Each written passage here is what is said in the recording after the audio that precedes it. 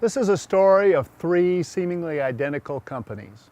All three were founded by brilliant people with superior technical knowledge in their particular field of interest. As these three companies start out, they all decide to pursue government contracts to help finance the development of their products and services. All three of the companies were successful in bidding on and winning a Phase 1 SBIR contract. Let's take a look. This is Company A, headed by Bill, a PhD with a brilliant idea. Bill decided they were small enough and Bill was smart enough that he could take care of the accounting himself. Why hire somebody to do a simple task? By doing it himself, he will obviously make more money in the long run. Besides, he is so small, he really can't afford to pay anybody to do this for him. This is Company B, headed by Debbie, who is also a PhD. Debbie has a brilliant idea but realizes that she doesn't know anything about accounting. Company B decided they needed to hire a local CPA and bookkeeper to do their books.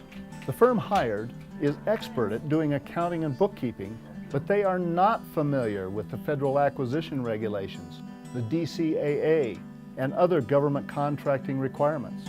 Since they are experts at accounting and most government requirements are listed as public knowledge, they feel they can perform the job for Company B. This is Company C, headed by John, a well-respected scientist and PhD in his field too. John had worked on a subcontract to a large government contractor while doing his postdoctorate work. So he was familiar with some of the regulations associated with government contracting. John decided they also needed some accounting help, but due to past experience, he decided they also needed expertise in government accounting procedures in accordance with the DCAA, the FAR, and GAAP requirements. So they hired ReliAscent to be their outsourced accounting department.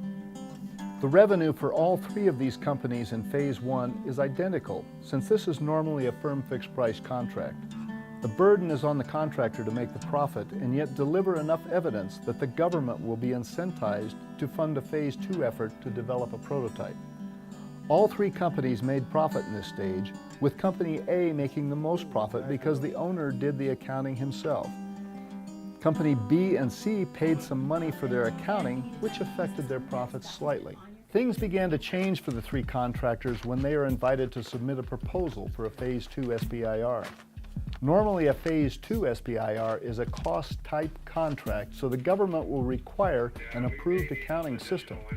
This will be evident in the proposal preparation and will become very evident when the contracting officer requests a DCAA audit of the contractor's accounting system.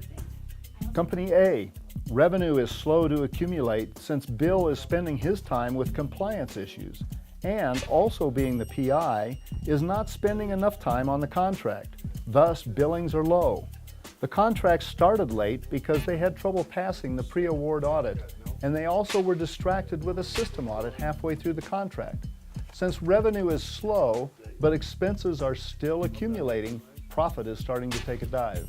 Company B, after starting late due to issues passing the pre-award audit, revenue is looking okay. There are some minor hiccups, mid to late contract, as there are some errors in billing that need to be corrected.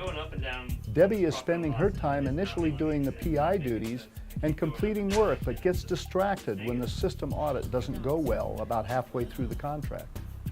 Expenses are relatively high as the accounting firm is spending a lot of time trying to become familiar with the government regulations, which results in profits being lower than expected. Also, some payments are delayed since the invoices were not processed properly.